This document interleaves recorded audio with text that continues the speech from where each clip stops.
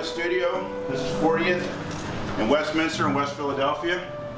And this is my latest carving of Walt Whitman. I carved Walt Whitman's portrait for the occasion of his 200th birthday. He lived out the last decade of his life, at least, in Camden, New Jersey, and visited Philadelphia many times during that period.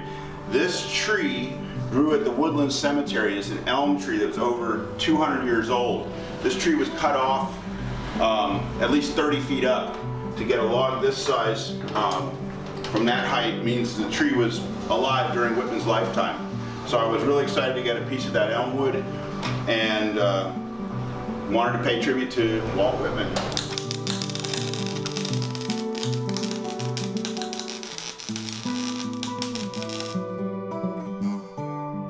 Yeah, so this part of the studio is like my mad scientist laboratory. Where I do paintings and sculpture. This is a tribute to David Bowie over here.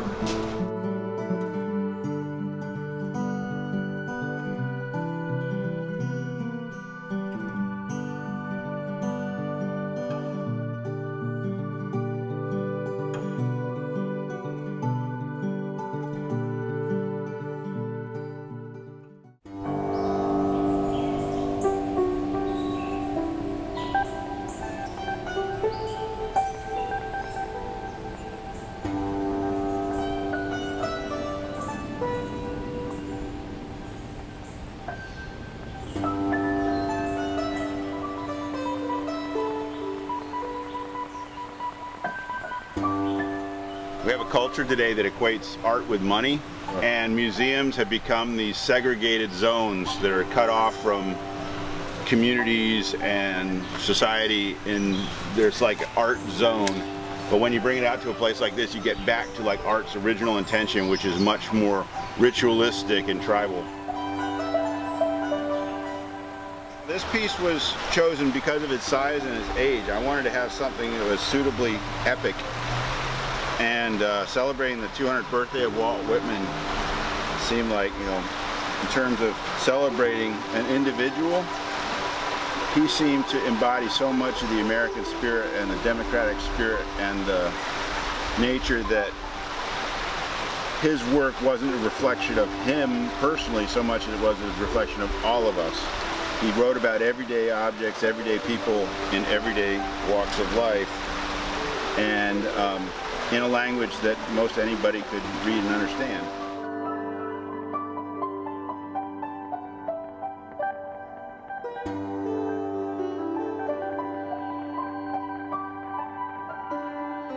I like it to have a story and a little immersiveness. I always remember when I was a kid, I loved to take the dandelions and close my eyes and make a wish and keep my mouth closed and don't tell anybody. When I first came out here and saw this beautiful area, I was trying to envision what I would do in here, and I loved the oldness of the trees and all the foliage. That's when I came up with the wishing box. It just hit me, and here it is.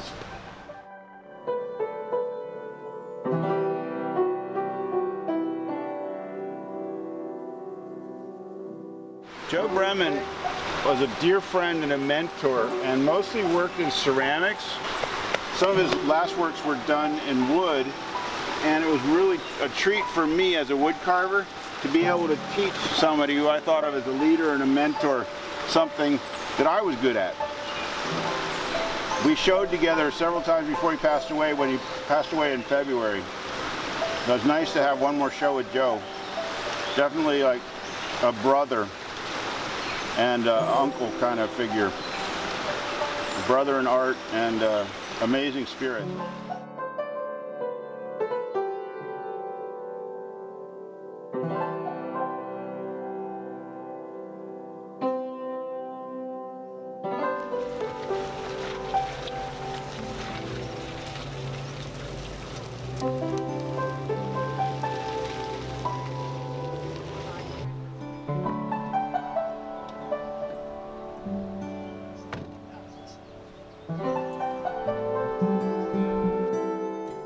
Started learning more about the peace sign. They have it claimed that Bertrand Russell in England created the idea of the peace sign. And some people call this thing here, the center thing, the fallen cross. Fallen cross. So that's like, whoa, you know, it's like how our Christian and stuff always gets blurred into everything. The idea was right after September 11th. I was kind of trying to think, we got to redo things. So the series is called Reinventing the Wheel. You know, a lot of September 11th was about Middle East oil, a lot of it, you know, and the way we've either dealt with them, you know, whatever. I have different feelings about it, and everybody's gonna have different feelings. The wheel became symbolic of how we individuals use oil all the time. We don't even think about it, you know. Oh, you know, well, you know, and we hear about this stuff in the Middle East, but we don't know that a lot of that's so we can make sure we can have our freedom machine, and so that's why I brought that into the whole mix of everything. And then I think of these, or the fallen cross. I decided I was just going to use a little bit of everything because we are all the fallen cross. So, you know, we can have different colored people in the world. We can have different heights, different ethnic backgrounds, and that's what this is all here. Each one's made with something different, you know? Oh, that's just junk. Well, we think when you walk by a guy on the street, sometimes that's really down and out, you don't pay attention to it. Everything's all connected, and whether we accept it or not. Everybody has a well is kind of referring that we kind of have to dig down deep sometimes, and we all have that place, except sometimes we don't know how to access that. And so this ladder is kind of symbolic of climbing out of a well. And then over the last 10 years, I've come to think of copper as a very feminine type energy material. And so I think that the feminine's really what we need to lead more in this world than some of the, you know, the male patriarchy stuff. The egg form started coming because I was really, really sick at one period. I've had a couple of sicknesses, but this one was, I didn't know if I was gonna make it. And so once I got beyond that, I was like, you know, 125 pounds and gray, and I really didn't know if I was gonna make it. And then all of a sudden, you know, it wasn't time for me to go yet. And after that, I started making these small eggs because, you know, if I could go up to the studio and solder 2 keys together, that was a good day, you know. And then slowly I got more energy, and then so the eggs, as I got healthier, the eggs got bigger.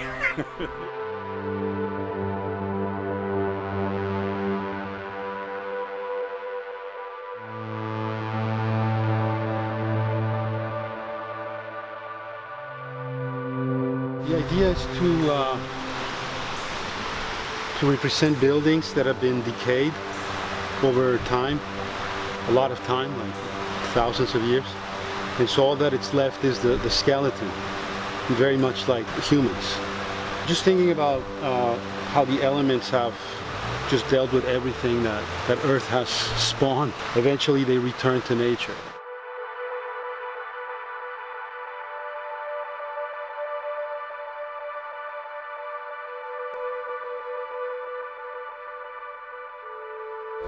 I was gifted these columns, and I was already working with multiples. Somehow it came to me to stack them up. There's sort of a relationship between the sky and the ground when they're stacked, and just seeing them en masse and the subtle color differences is exciting to me.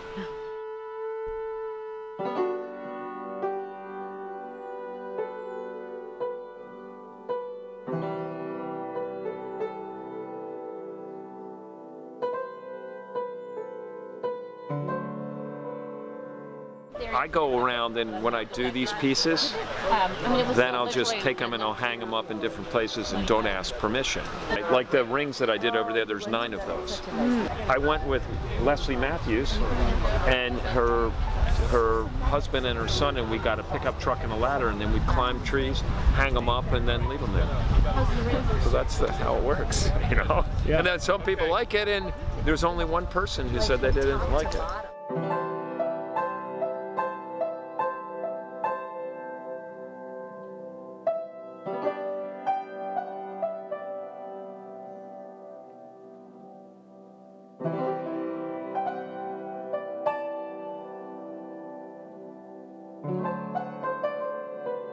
something called yarn bombing, which is the act of covering things with yarn that shouldn't have yarn. And it kind of makes me think about web weaving and how we weave our own web every day as we like create the narratives of our life. Basically following a pattern that the tree dictates, so that when you look down through the piece, you can see different places where it connects and intersects. There's nothing perfect about it, and they're participatory, so I was actually bringing people over here to work on it just now, and I had some teenage girls working on it earlier, and they're like, is this right? Is this right? There's no wrong with a web, right? The whole point is to get tangled up into it.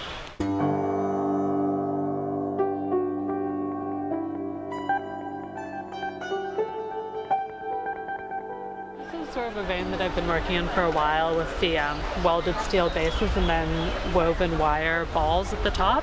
This is actually the first time I've shown them without putting paper pulp over them, which has been more for my indoor sculpture. With this work, I'm thinking about sort of a tension between growth and decay, and these forms that to me feel like cells multiplying and growing, but maybe like growing a little bit too fast or out of control, and having that feeling of abundant life and growth contrast with the sort of skeletal, almost there, not there, linear quality of it, where it's almost like they blend or like disappear into the background and then suddenly reassert themselves when you come closer.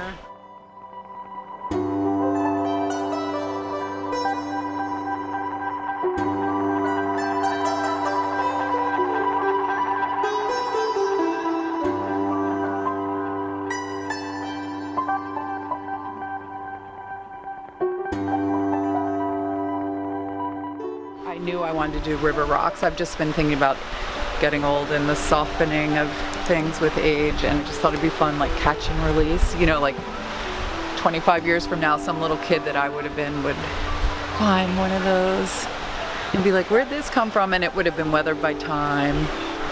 The mantra for me is enjoy the process, because why else would you be doing something if it's not fun? So this whole experience has just been like this little enchanted thing, and I've just been tripping on rocks and going like, what? Like, I grew up on a farm. I'm totally into animals, and I want to sculpt them the way I want to do it. I don't want to be like Audubon, have to be like so true to the cowness. It's just, for me, that one became like almost a Hindu cow for me for a minute.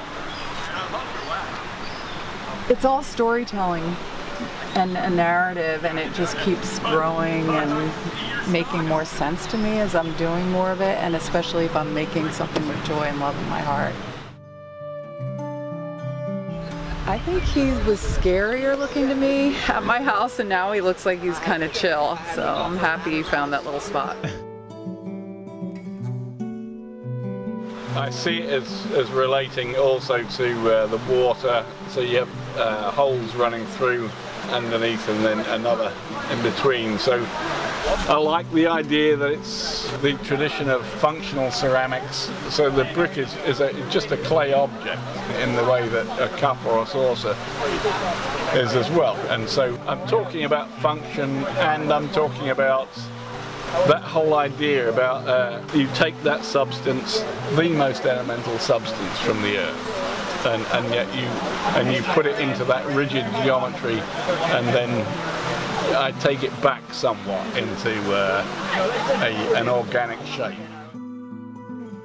This is my mom's work. Her name is Dina Wynn. She passed away about 4 years ago from ovarian cancer. But before that, she was a very committed, intense sculptor, lady welder, and she found beauty in scrap metal. These are all parts that she found in junkyards that she would combine into these very elegant assemblages.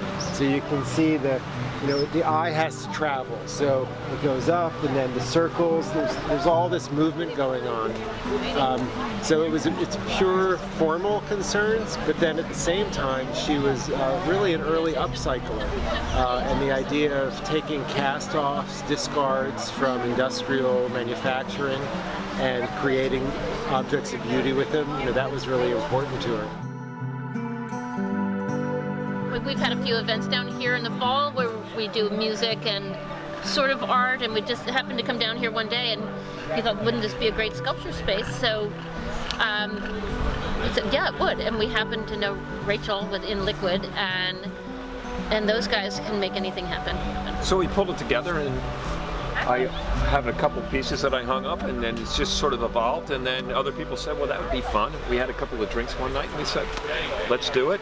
Yeah. And then we shot out like emails to people, and boom, it all came together.